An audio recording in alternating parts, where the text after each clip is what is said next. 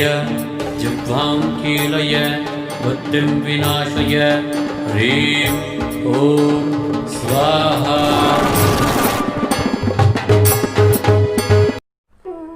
ॐ वक्रतुण्ड महाकाय कोटिसूर्य समप्रभ निर्विघ्नं कुरु मे देव सर्वकार्येषु सर्वदा ज्ञानिनामपि चेतांसि देवी भगवती सा बलादाकृष्य मोहाय महामाया प्रयच्छति।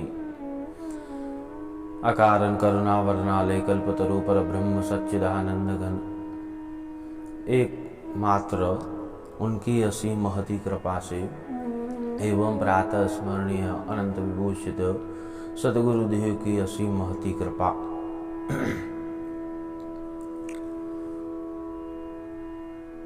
शक्ति तत्व क्या है?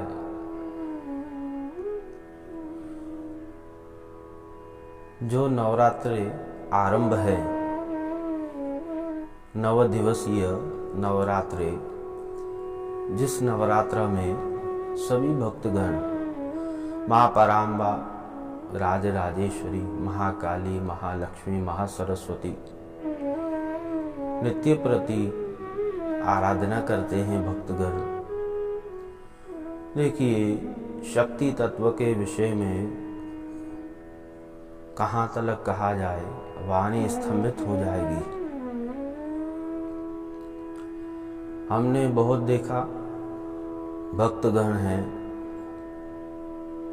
व्रत और उपासना तो करते हैं, उपास, परंतु वो अपना दिन जो है ना, वो 9 दिन है, वो यूं ही व्यतीत कर देते हैं।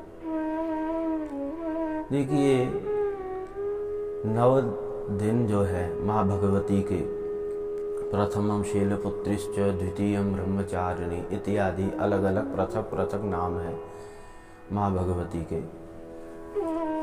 तो आप व्रत रखते हो, परंतु ये 9 दिन में आपको क्या करना चाहिए,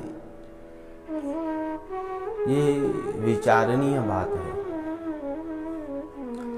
हम सब भक्तगण व्रत रखते हैं और समय नहीं दे पाते हैं आराधना के लिए, तो इसलिए नवरात्र में आप सर्वप्रथम प्रातः काल जग करके माँ पराम्बा राजराजेश्वरी की आराधना करिए और बीज मंत्र का जप करना चाहिए, दुर्गा सप्तशती का पाठ करना चाहिए।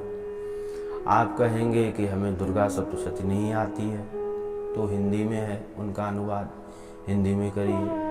हिंदी में अर्थ है पूरा, ऊपर संस्कृत है, अनुवाद हिंदी है, वो पढ़िए और नवान्न मंत्र का जाप करिए। नवान्न मंत्र में 9 शक्तियां ही विद्यमान है, एक एक मंत्र में 3-3 शक्तियां हैं। वहां पर शक्ति के बगैर शक्तिमान अर्थात भगवान भी अधूरे हैं। तो जो शक्ति है, शक्ति तत्व है, वो सब में विद्यमान है, आप में, हम में, सब में। इस सृष्टि के औत प्रौत शक्ति तत्व ही है सब जगह। एक समुचित रूप से दृष्टांत देकर के कहें कि एक व्यक्ति था, शैया पे सोया था और उनका मित्र आया, द्वार पर रुक करके दरवाजे पर कहने लगा, हे मित्र आ जाओ, मैं आपके यहाँ से मिलने आया हूँ। तो जो शैया पे रोगी है वो सो गया है, वो कह रहा है कि हे मित्र आप अंदर आ जाओ, क्योंकि मुझ में शक्ति नहीं है बाहर आने की। तो महाराज, इससे ये सिद्ध होता है कि बगैर शक्ति के कुछ नहीं हो पाएगा संसार में। शक्ति ही चाहिए। आप जो स्मरण करते हो, याद करते हो, वो शक्ति ही है, स्मरण शक्ति। आप जो बोलते हो, ये बोलने की शक्ति माँ भगवती की ही है।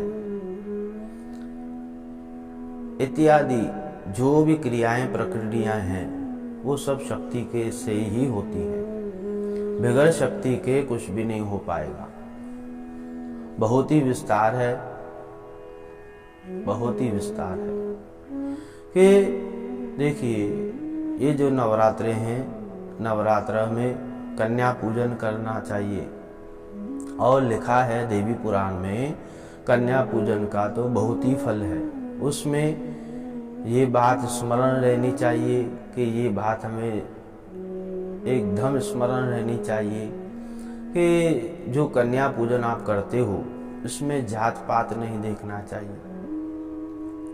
और जो आप वस्त्र दोगे वो अनंत गुना फल की प्राप्ति होगी उस कन्या पूजन में, कुमारिका पूजन। और जो आप जल दोगे उस समय वहाँ पर, तो वो महाराज समुद्र के समान पुण्य इतना है लिखा हुआ है। और जो वस्त्र दोगे सुमेरु पर्वत के समान है वो फल। और माँ भगवती प्रसन्न हो जाती है। और माँ भगवती पराम्बा, राजराजेश्वरी, महाकाली, महालक्ष्मी, महासरस्वती, त्रिगुणात्मिका माँ पराम्बा, देखिए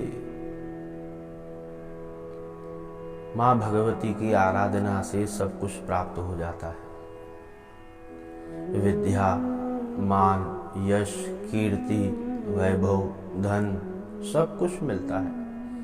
और ये 9 दिवसीय जो नवरात्रे हैं, जितना समय मिले आप माँ की आराधना करिए।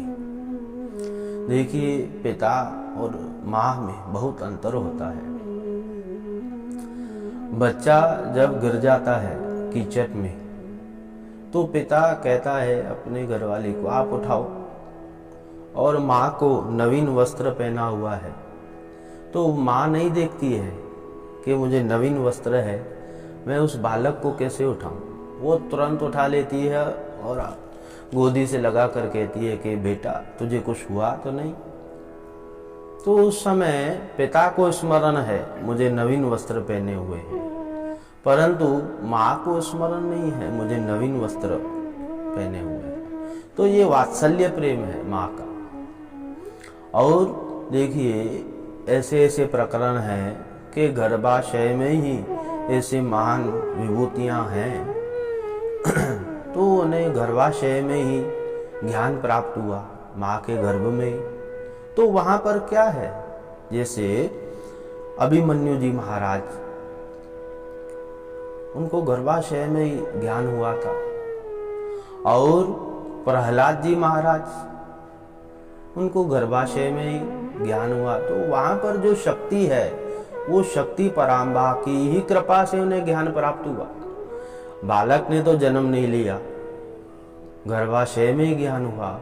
तो वहां पर जो शक्ति है वो क्या है, वो माँ पराम्बा की ही शक्ति है, भगवती की ही शक्ति है वो। तो इसलिए 9 दिन भक्त को, आराध्य को माँ भगवती की आराधना करनी चाहिए। और देखिए नवान्न मंत्र जो है ये यूं ही नहीं जपना चाहिए। अपने गुरु से, जहाँ पर आपका सिर झुका हुआ है वहाँ पर जा कर के आप उनसे विधि पूर्वक वो मंत्र ग्रहण कीजिए।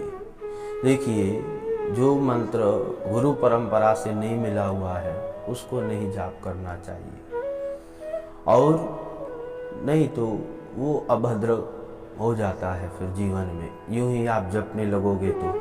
क्योंकि उनकी जो परंपरा है मंत्र की, उनमें कैसा करना है, क्या मुद्राएं हैं, क्या करना है, कैसे विनियोग है, वो सब कुछ समझना पड़ता है। इसलिए माँ पराम्बा, राजराजेश्वरी, जगदम्बा, ये देखिए पूरी जो सृष्टि है यहाँ पर सब कुछ शक्ति से ही है।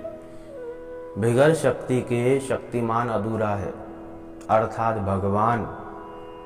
देखिए दक्ष प्रजापति के यज्ञ का प्रसंग हम संक्षिप्त में ले तो वहां पर दक्ष ने तो भगवान महादेव का निरादर किया था, आसन नहीं रखा था महादेव का। और वहां पर दाक्षिणायनी पराम्बा माँ उन्होंने देखिए वहां पर ही कितना हलाहल मच गया और वहां पर पराम्बा भगवती राजराजेश्वरी योग अग्नि से ही वहां पर अपने आप को विलुप्त कर दिया उन्होंने। और घरों में अग्रणीय वीरभद्र जी वहां पर आए और सब औत-प्रोत कर दिया, यज्ञ को विध्वंस कर दिया। इसका तात्पर्य क्या हुआ? हमें शिक्षा क्या प्राप्त हुई? हमें ये शिक्षा प्राप्त हुई, जब आप भगवान का तिरस्कार करोगे अर्थात वो शक्ति का तिरस्कार हो गया। भगवान का तिरस्कार किया दक्ष ने महादेव जी का, और शक्ति से ही सब कार्य हुआ, यज्ञ विध्वंस हो गया। तो इसलिए महाराज वो शक्ति भी शक्तिमान के बगैर अधूरी है। जब ये सृष्टि होती है तो शक्ति और शक्तिमान से ही ये पूरी जगत की सृष्टि होती है, बगैर उनके ये सृष्टि भी नहीं होगी। वो शक्तिमान अधूरा है बगैर शक्ति के भगवान।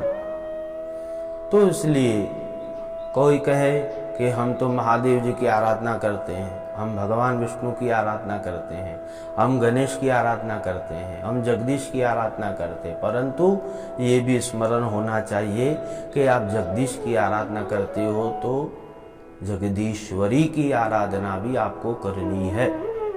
महेश की आराधना करते हो तो माहेश्वरी की भी आराधना आपको करनी है। परमेश्वर की आराधना करते हो तो परमेश्वरी की भी आराधना आपको करनी है, क्योंकि शक्ति और शक्तिमान के बगैर सब कुछ अधूरा होता है। हम जो बोल रहे हैं ये उनकी ही शक्ति है, तब तो हम बोल पा रहे हैं। आप सुन रहे हो तो ये उनकी ही शक्ति है, आप सुन पा रहे हो। तो बहुत कुछ है इस तत्व के विषय में, संक्षिप्त रूप से कहें।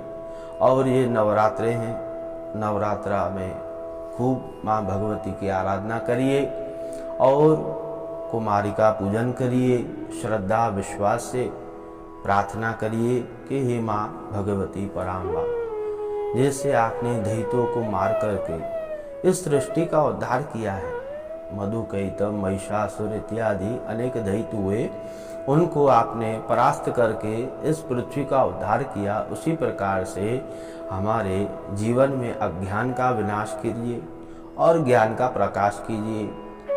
तो इस नवरात्र में आप सभी को बहुत सारी शुभकामनाएं, मंगल कामनाएं शिव भक्ति कल्पद्रुम परिवार की ओर से आप सभी भक्तों को बहुत सारी शुभकामनाएं, मंगल कामनाएं।